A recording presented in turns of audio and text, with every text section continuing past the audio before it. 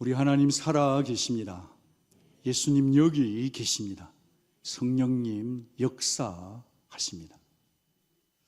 오늘 우리가 읽은 이 본문의 말씀은 아주 오랜 세월 동안 수많은 사람들에게 회자되어진 익숙한 이야기예요. 아주 간사한 이 야곱, 아주 어리석은 에서의 이야기입니다. 자기가 원하는 것은 어떤 수단, 방법 가리지 않고 치사할 정도로 쟁취하고 마는 야곱. 그냥 팥죽 한 그릇에다가 절절 매면서 소중한 것을 내팽개쳐 버리는 에서의 이야기는 그저 3000년 전에 성경에만 기록된 얘기는 아닌 것 같아요. 도리어 이 이야기는 오늘을 사는 저와 여러분과 같은 크리스천들에게 분명히 붙들어야 할 하나님의 메시지를 참으로 우리에게 엄숙하게 알려주는 산 메시지입니다. 여러분, 나는 무엇을 위해서 살고 존재하나요? 나는 지금 무엇을 해야 할까? 라는 질문을 하게끔 만드는 이 본문은 성도의 정체성을 일깨워 줍니다. 질문이 있어요. 여러분은 에서가 낫습니까? 야곱이 낫습니까? 누가 더 좋습니까? 각자 다르겠지만 사람의 관점으로 보면 두 사람 별반 다를 바가 없네요. 그런데 오늘 본문을 주위에서 보면 하나님은 야곱의 문제를 덜추지도 않으시고 야곱의 잘못을 폭로하지를 않으세요. 도리어 에서의 태도를 집중하고 계신 듯합니다. 사랑하는 여러분, 물론 야곱은 장께 잔머리 굴렸다가 된통 당하죠.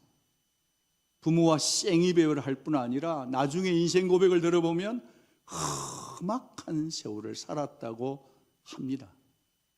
그런데 하나님의 시선은 어디에 머물러 있냐 하니까 이 에서의 가벼움, 에서의 경솔함을 집중하는 것 같아요. 여러분, 저는 오늘 에서라는 어떤 사람일까? 이 에서라고 하는 한 인격의 됨됨이를 되짚어 보면서 우리 각자와 우리 가정 속에 하나님께서 우리에게 주시고 싶은 하나님의 소원함이 무엇인지를 짚어보고 싶습니다. 여러분, 에서 어떤 사람이지요? 그는요, 자신의 이 배만, 옐프, 맛집만 찾아다니는 사람 같아요. 거기에 급급해요. 여러분, 이 에서는 육신의 배만 채우기에 급급했던 인생이었습니다. 그러니까 영적인 흑인은 없어요. 오로지 당장의 내 배고픔에만 중요했던 인생을 살았던 에서예요. 그런 이 에서가 지쳐서 집으로 돌아오는 때마침 그때 동생이 뭘 끓이고 있었어요? 죽을 끓이고 있는 거예요. 그날따라 에서는 산으로 들로 찾아서 사냥감 찾아다녔는데 토끼새끼 한 마리를 못 잡았던 것 같아요. 얼마나 잡지 못했으니까 피곤하고 기운 빠졌겠어요. 그런데 집으로 오는데 죽냄새가 에서야 막 유혹을 하는 거예요. 그러니까 그가 이렇게 고백합니다. 내가 피곤하니 그 붉은 것을 내가 먹게 좀 해라. 그러므로 에서의 별명은 뭐죠? 에돔, 붉은 자입니다. 히브리 원전으로 보면 그 붉은 것, 제발 그 붉은 것 나 좀 먹게 해달라고 호소하는 장면으로 표현되어 있어요.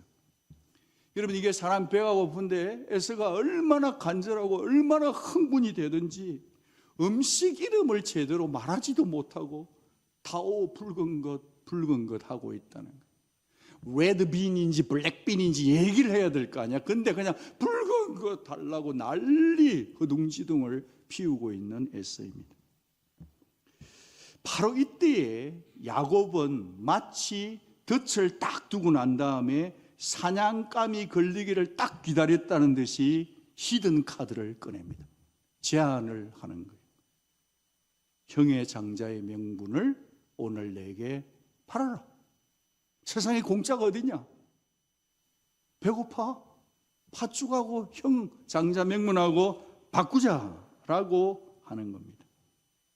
자기가 형할 테니까 네 동생 해라는 거예요.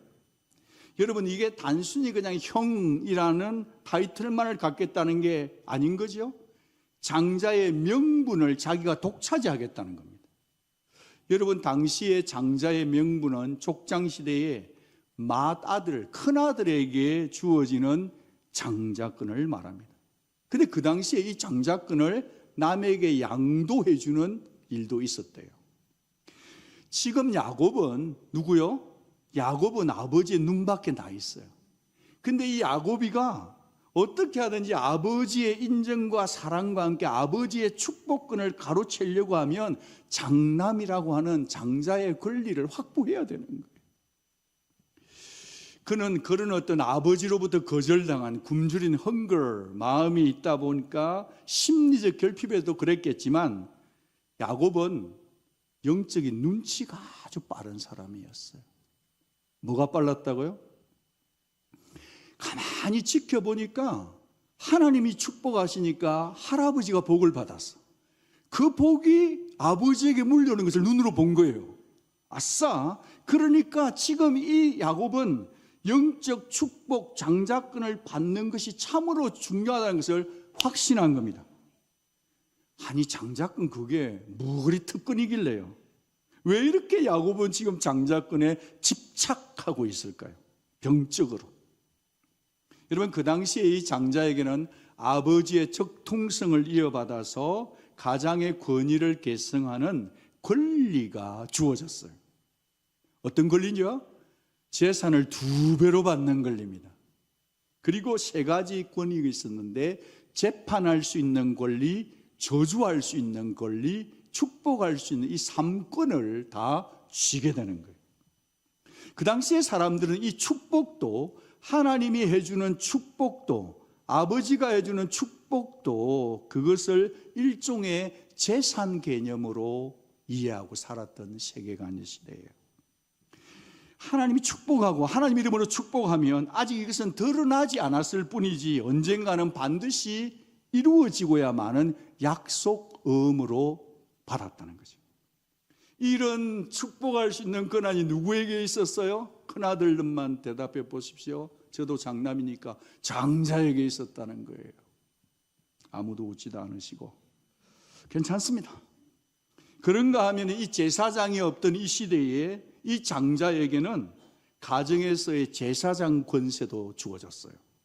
그 가문을 대표해서 하나님을 만나는 거룩한 역할 누가 감당했어요? 장남이 감당합니다. 하나님은 장자가 드리는 예배에 임재하셨거든요.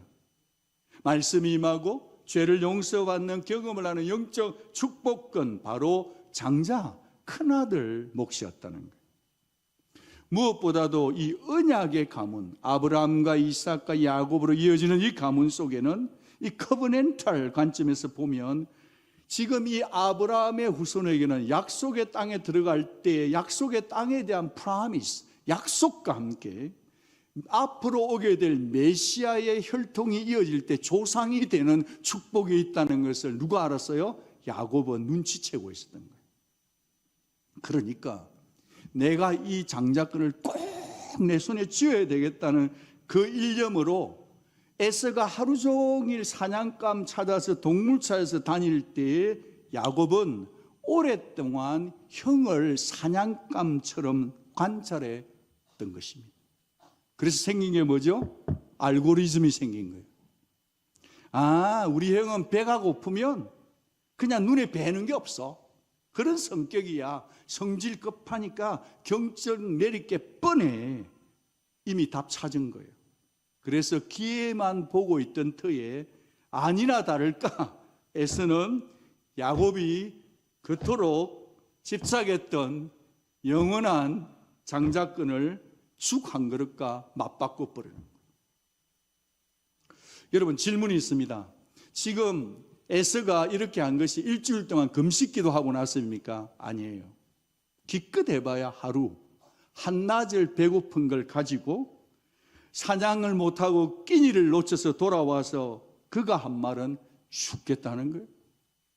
죽겠대.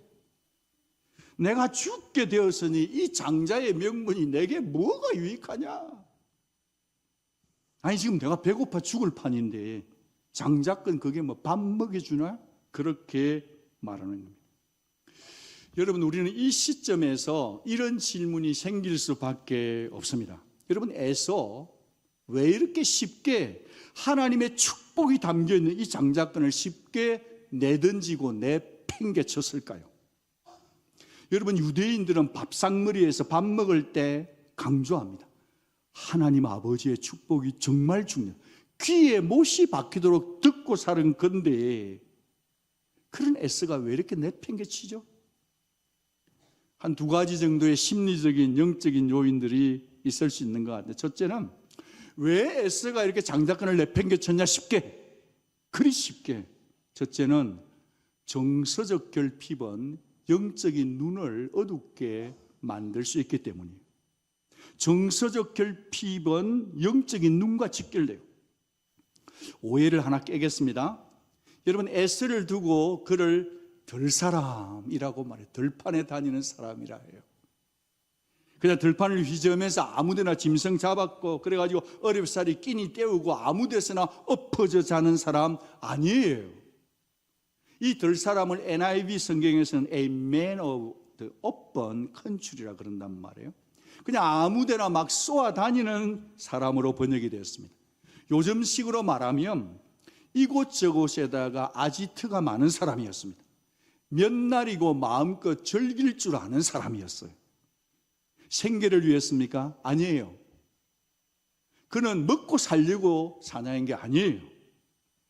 여러분, 이 집안은요, 할아버지가 막대한 거부였습니다. 요즘으로 말하면 그냥 워런 버핏 정도 되는 사람이에요. 그 재산이 아버지 이삭에게 고스란히 전수되었어요. 그런 유복한 집안에 있을지라도 그는 늘 어머니의 사랑에 굶주려 있었어요. 그러니까 그는 늘 정서적으로 이모셔널리 여기가 언제나 empty예요. hunger. 그러니까 이 어머니로부터 채워지지 않는 그 정서적 공허감을 그는 어떻게 찾아가느냐 하면 그 누구도 간섭을 받지 않는 들판의 사람으로 바깥으로 놔두는 사람이 된 것입니다. 눈앞에서 조그만 자극을 줘도 쉽게 흔들리고 참아내지 못하는 욱하는 충동적 성향의 사람으로 변화되었습니다. 돈을 막 뿌립니다. 그리고 자유분방한 삶을 살았고, 여러분, 에서는요 아주 상남자였습니다. 여기 있는 어느 분도 그 남자를 이길 수 없는 외모예요. 몸매예요. 게다가 돈이 있었어요. 그러니까 그 상남자를 따르는 많은 사람이 있었어요. 특별히 여성들이 따랐어요. 성적인 쾌락에도 빠졌을 법합니다. 목사님, 무슨 근거로 그렇게 얘기합니까? 창세기 27장을 보면 이 에서가 이방 우상 숭배하는 여인 둘을 한꺼번에 데리고 와요. 결혼하겠다고. 그러니까 그 애미 엄마 리브가가 이렇게 고백합니다. 에서, 너 때문에 나 차라리 죽고 싶다. 네가 하나님의 사람인데 어떻게 우상 숭배하는 여인 그것도 둘이나 데려와서 결혼하겠다고 난리를 피우냐. 그 애미의 가슴에 피눈물 흘리게 하는 거예요. 에서였습니다. 여러분, 여기서 우리에게 주는 메시지가 뭘까요? 여러분, 모든 사람은 정서적인 결핍을 조금씩은 느끼고 있습니다. 이 정서적인 결핍은 반드시 영적인 것으로 채워야만 합니다. 우리 각자가 해야 될 부분이에요. 여러분, 그러지를 못하면 쉽게 상처받아요. 쉽게 공허해져요. 쉽게 멜랑꼴리해져요. 쉽게 분별력을 잃어버리죠. 그래서 본능이 자신의 삶을 지배하도록 허락해 준단 말이에요. 여러분, 혹시라도 여러분 요즘 계속 쓸쓸합니까? 이 샌안토니에서 내가 제일 외로운 것 같습니까? 그 감정을 계속 한번 따라가면 큰일 납니다. 마음에 채워지지 않는 갈증이 있고 아무도 나를 인정해 주지도 않고 그래가지고 계속 멜랑꼬리하게 가게 되면 에스처럼 갈 수 있습니다. 여러분, 외로운 분이 계시면 오직 하나님의 은혜로 채우시기를 바랍니다. 자꾸 외롭다고 느껴지는 분이 계시면 오직 기도로 채우셔야 합니다. 내 마음을 나도 모르게 자꾸 이렇게 쓸쓸함을 느끼고 세상을 따라가게 되고 외롭다, 힘든다, 죽겠다고 하는 분이 계시면 오직 하나님의 말씀으로 여러분이 채워야 합니다. 목사가 다 채워줄 수 없어요. 여러분이 챙기셔야 됩니다. I want to hear your amen. 여러분, 아멘 한번 듣고 싶습니다. 제가 듣는 게 아니고 하나님께 아멘 하십시오. 첫 번째가 정서적 결핍 때문에 장자권을 내팽개쳤다면 두 번째 요인은 뭐냐? 그것은 물질적 풍요가 영적인 가치를 둔감하게 만들었다는 거예요. 물질적인 풍요, 그것이 우리의 영적인 가치를 둔감하게 만든다. 여러분, 이미 재산이 많다 보니까 하나님이 약속하신 영적인 가치가 별로 가치롭게 여기지 않는 거죠. 하나님이 주시는 축복이나 미래 같은 것은 안중에 없는 겁니다. 여러분, 약속이란 언제나 미래에 관한 거잖아요. 그에게는 지금 눈에 보이고 내 손에 만져지는 그것이 중요한 거예요. 내 입을 만족하는 그게 더 중요하단 말이죠. 미래에 주어질 하나님의 약속, 그딴 것이 이 사람에겐 중요하지 않았단 말이에요. 현실 속에가 훨씬 언제나 커 보이는 현실주의잖아요. 그러다 보니 물질적인 풍요 때문에 영적인 가치를 둔감하게 살아가는 더 목마른 영혼이 되었다는 거예요. 사랑하는 여러분, 사람들은 인정하든 안 하든 간에 자신이 무엇을 소중하게 여기느냐의 그 가치관을 따라 삽니다. 여러분이 오늘 이 예배 시간에 온 것도 피곤하고 힘들고 어렵지만 나는 예배가 중요하다고 했기 때문에 이 자리에 계신 것처럼 사람은 누구나 가치로운 것에다가 시간과 물질과 몸을 들이죠. 여러분은 지금 무엇에다가 가치를 두고 살아가고 계십니까? 로마서 8장, 우리가 소망으로 구원을 얻었음에 보이는 것은 소망이 아니니 보는 것을 누가 바라겠냐? 만일 우리가 보지 못하는 것을 바란다면 참음으로 기다릴지니라. 참음으로 기다릴지니라. 오늘 일부 예배 제가 예배 섬김이들과 함께 기도를 하면서 3번 기도했습니다. 하나님만 기다리게 하옵소서. 하나님을 기다리게 하옵소서. 하나님을 기다리게 하여 주옵소서. 여러분은 지금 무엇을 기다리고 이 자리에 지금 앉아 계십니까? 여러분, 어떻게 팥죽 한 그릇이 성도의 소망이 되겠냔 말이에요. 어떻게 눈에 보이는 그것이 우리의 참된 인생의 소망 되겠냐고요. 어처구니가 없지 않아요? 오늘 이 시대 기독교회를 보면 진짜 어처구니가 없어. 목사들도 마찬가지고 성도들도 마찬가지고 진짜 어처구니가 없어요. 세상을 따라서 마음껏 살아가고 자기 입맛대로 사는 너무나 성도답지 못한 교회, 어처구니가 없는 시대 아닐까요? 여러분, 성도인 우리는 하나님의 입에서 나오는 말씀으로 사는 존재임을 잊지 말아야 합니다. 세상이 주는 찰나적인 재미나 영상이나 쾌락이나 부요함이나 성공이나 이런 현대판 팥죽들 때문에 인생의 진짜 중요한 영적 가치를 내던지지 않는, 내팽개치지 않는 저와 여러분 되기를 축복합니다. 오늘 일부 예배 때 교사들과 청년들이 꽤 왔는데 엄마 아빠 떠나서 칼리지 생활하면서 하던 친구들이 돌아와서 부탁했어요. 얘들아, 엄마 아빠 없이 사는 것은 프리덤이지만 프리덤은 항상 리스폰시빌리티가 따라온다. 네 혼자 있을 때 엄마 아빠 안 볼 때 네가 보는 그 핸드폰 조심해라. 거룩하게 살아야 돼. 이것이 비단 우리 청소년들에게, 청년들에게만 들려져야 할 메시지일까요? 오늘 우리 모두에게 지금 들어야 될, 여러분 눈으로 보는 것, 여러분이 생각하는 것, 하나님 앞에서 선택하는 것이 무엇인지를 정말 신중하게 나 자신을 살피는 영이 필요한 것 아닐까요? 부모는 자녀의 거울이에요. 부모가 예배를 소중히 여기면 자식들도 예배를 소중히 여겨요. 부모가 하나님 말씀을 암송하면 자녀들도 암송해요. 부모의 말을 듣고 사는 시대가 아니라 부모가 하나님을 사랑하는 모습, 부모가 하나님 앞에 헌금을 드리고 시간을 드리고 은사를 드리면 자녀들이 그것을 보고 자기들의 시대가 살아간다는 거죠. 여러분, 두 번째로 에서가 왜 이렇게 장자권을 내팽개쳤는가? 그것은 하나님을 가볍게 여겼기 때문입니다. 하나님을 멸시했기 때문입니다. 영적인 무게가, 에서의 영적인 무게를 달아보니까 깃털처럼 가벼운 거예요. 하나님을 멸시한 사람이었습니다. 하나님을 멸시하면 거룩한 것을 막 던져요. 여러분, 에서는 하나님 앞에서 장자권 팔겠다고 맹세한 다음에 떡과 팥죽 한 그릇 먹네요. 성경은 이 에서의 행동을 4개의 동사로 거침없이 묘사해요. 먹마일갓이요, 먹마일갓. 에서가 먹으며 마시고 일어나 갔으니, 여러분, 먹고 마시고 일어나 가버리는 거예요. 숨표도 없어요. 1초의 망설임도 없어요. 일말의 가책도 없어요. 후회도 없었습니다. 그냥 아무런 미련 없이 하나님 빠이하고 가는 거예요.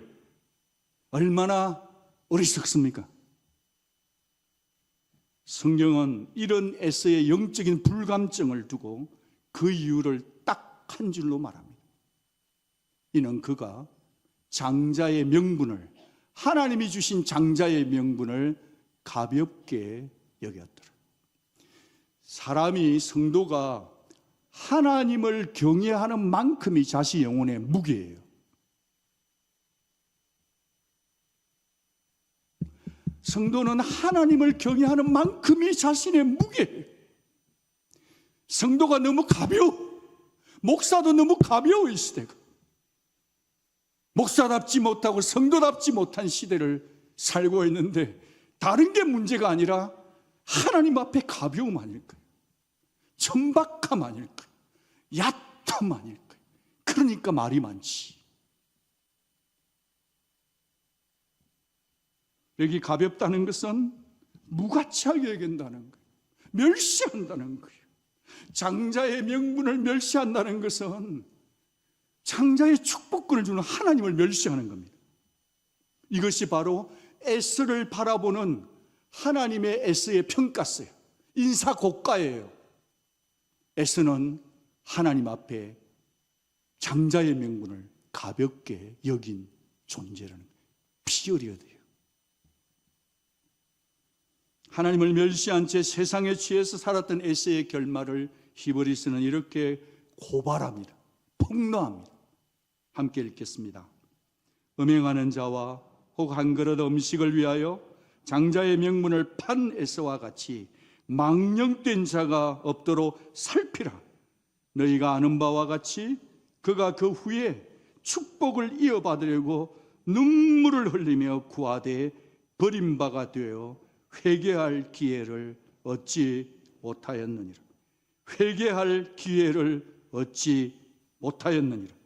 회개할 기회를 얻지 못했습니다. 망령된 자가 어떤 자죠? 망령된 자는 거룩함을 짓밟는 자입니다. 여러분, 거룩한 기준을 스스로 무너뜨리는 자입니다. 하나님이 주신 놀라운 특권을 버리는 것, 내팽겨치는 것이야말로 가장 망령된 결정입니다. 여러분, 이 에서의 교훈이 두렵고 떨리는 이유는 뭘까요? 내 실수했어. 그냥 내가 배가 고파서 그때 팥죽 한 그릇 먹었잖아. 그 수준이 아니라는 거예요. 이것은 사느냐 죽느냐의 문제이고 하나님으로부터 버림받는 수준이 될 수 있고 하나님의 구원에 대해서 이탈될 수 있고 다시 회개할 기회가 없을 수도 있다. 여기서 저는 에서를 한번 flip over, 뒤집어 봤어요. 이런 생각을 해봤습니다. 여러분, 에서가 처음부터 제껴진 사람이니까 그리 살았을까요? 처음부터 제껴버린 사람이라면 하나님이 왜 이렇게 관심을 주고 끈질긴 탯줄 사랑으로 에서를 계속 추적하고 계시죠? 이런 생각해 봤어요. 만약에 에서가 야곱이 형 장자권 팔아 파죽 줄게 이럴 때 이놈 무자석이 어디서 버릇없게 야 이놈아 하나님이 주신 장자권은 그런 게 아니야. 내 굶어 죽어도 좋으니까 네 다 먹어 이놈아. 이렇게 호통을 쳤더라면 어찌 됐을까? 물론 하나님은 야곱을 끝까지 축복하고 가시겠지만 그러나 하지만 하나님은요 에서를 위한 에서만을 위한 아름다운 인생을 열어가셨다고 저는 확신합니다. 인생 선택이에요. 호통칠 때 호통하지 않고 침묵하고 있으면 안 되는 거지. 어디 장자권을 팔고 그 동생한테 그런 쪽팔림을 당하고 성도들도 세상 성도한테 쪽팔림 당하고 호통을 쳐야 될 사람들이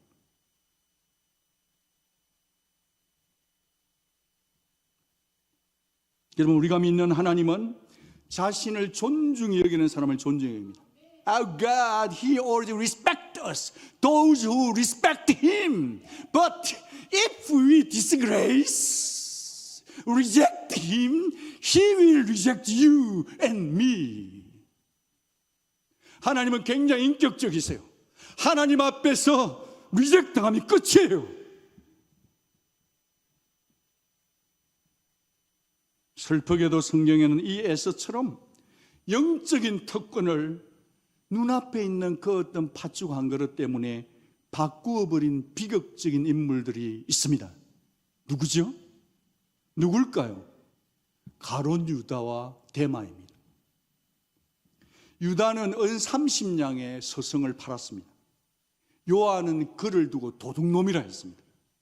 평소에 돈 앞에서 늘 슬쩍슬쩍 거짓말하고 삼킨 사람, 돈이면 죽고 못 사는 사람, 돈 냄새가 인생 즐거움인 사람, 돈보다 의미 있는 게 없는 인생. 그러니 선생도 없고 주도 없고 아무것도 없는 거죠. 마지막에 자살하죠. 데마는 어떤 사람이냐?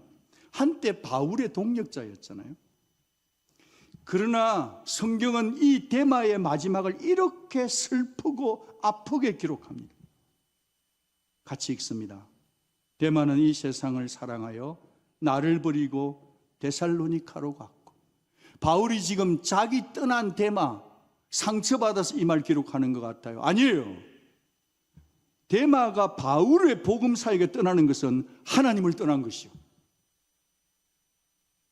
데마는 세상의 부요와 안일함이라고 하는 죽 한 그릇 때문에 동력자의 명분에서 이탈하고 탈선했습니다.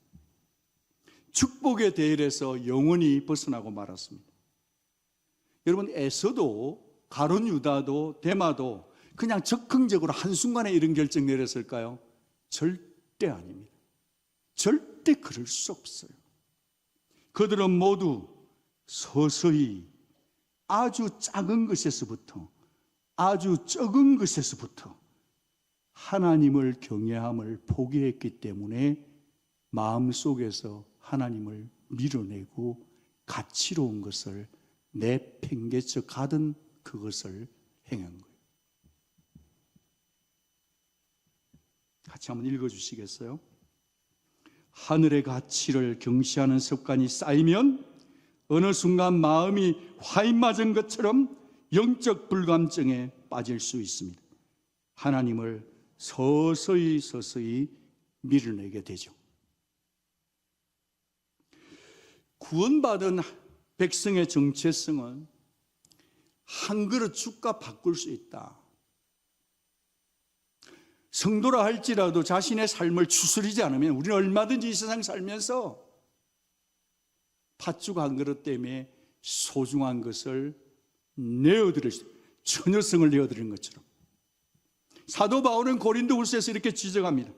너희는 믿음 안에 있는가? 너희 자신을 시험하고 너희 자신을 확증해라. 예수 그리스도께서 너희 안에 계신 줄을 너희가 스스로 알지 못하느냐? 모르면 너희는 버림을 받은 자니라. 모르면 버림받은 자입니다. 너희가 진짜 믿음 안에 있냐? 진짜 예수 안에 있냐?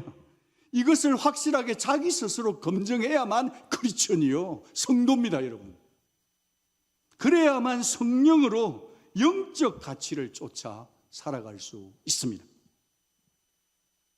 말씀을 준비하다가 어차피 중 얘기, 밤 얘기 하는 거니까 땅끝 우간다에서 가장 가난한 자들에게 한 죽 축과 밥을 먹이기 위해서 삶을 통째로 들이신 어느 선교사님 부부를 영상으로 만났습니다. 같이 한번 만나시죠. 교회에 방문한 한 선교사의 말이 머리를 떠나지 않았습니다. 아프리카에 선교사가 필요하다는 요청이었습니다. 선교사가 필요하다는데 꼭 우리가 가야 될 것만 같은 그런 기분, 그런 마음이 자꾸 들어서 선녀님 꼭 가야 되겠습니까? 그럼 제가 가겠습니다.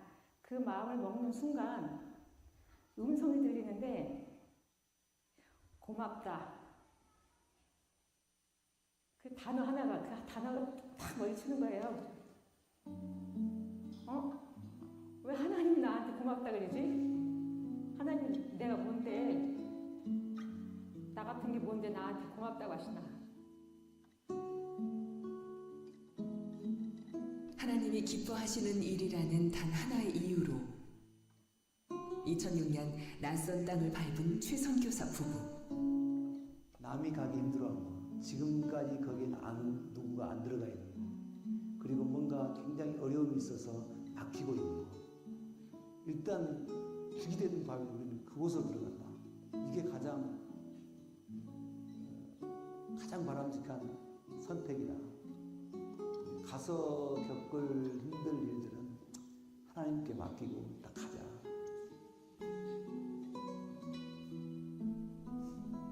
남들이 피하는 길, 하기 싫은 길, 더 좁은 길이 자신의 소명의 자리임을 알기에 때로 눈물뿐인 가시밭길일지라도 부부는 묵묵히 이 소명의 길을 걷고 있습니다.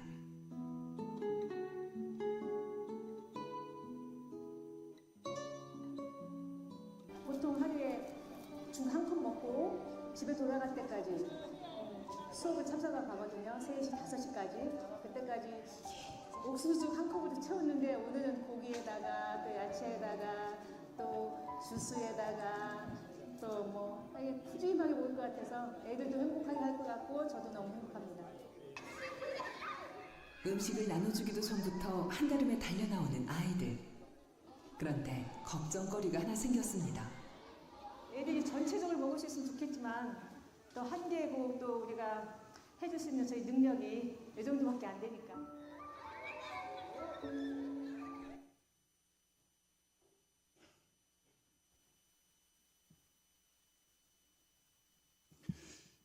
여러분, 우리 모두는 선교사로 헌신한 자는 아닐 수 있습니다.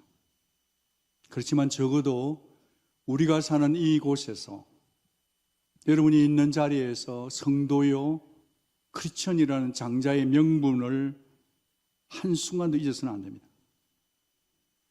저 선교사님 부부처럼 우리 온누리 가족도 하나님이 기뻐하시는 일이라면 남들이 다 피하는 좁은 길도 가야 합니다.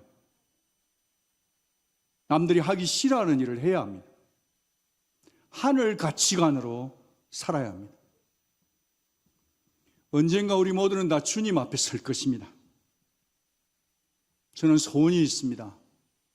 저는 우리 교회에 다니는 모든 성도님들이 그때 아버지 앞에 섰을 때 고맙다는 말을 들었으면 좋겠습니다. 바쁜 이민 생활 속에서도 네 그렇게 살아줘서 고맙다. 그 말씀을 들으면 얼마나 기쁠까요?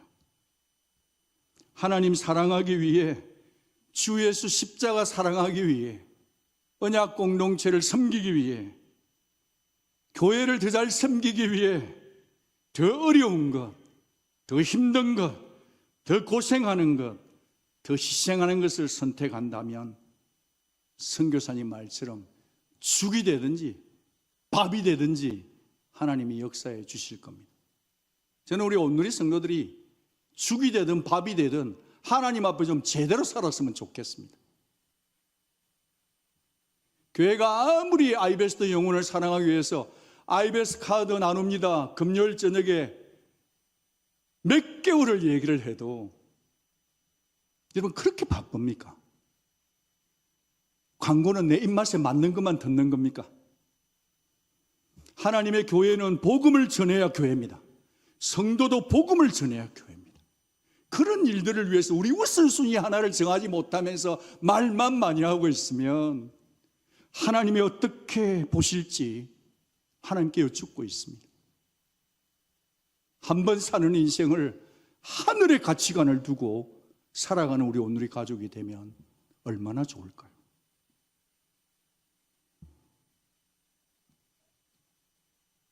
하나님을 위해 결단하면 죽이 되든 밥이 되든 하나님이 하십니다. 반드시 도와주시죠. 사랑하는 여러분, 너무 기분 나쁘게 생각하지 마시고 한번 질문해 보면 좋겠어요. 나와 우리는 하늘의 가치관을 소중히 여기고 사는 거예요. 저는 지금 여러분에게 말씀을 전하고 있습니다만 저는 여러분에게 전하는 게 아니라 저 자신에게 전하고 있습니다.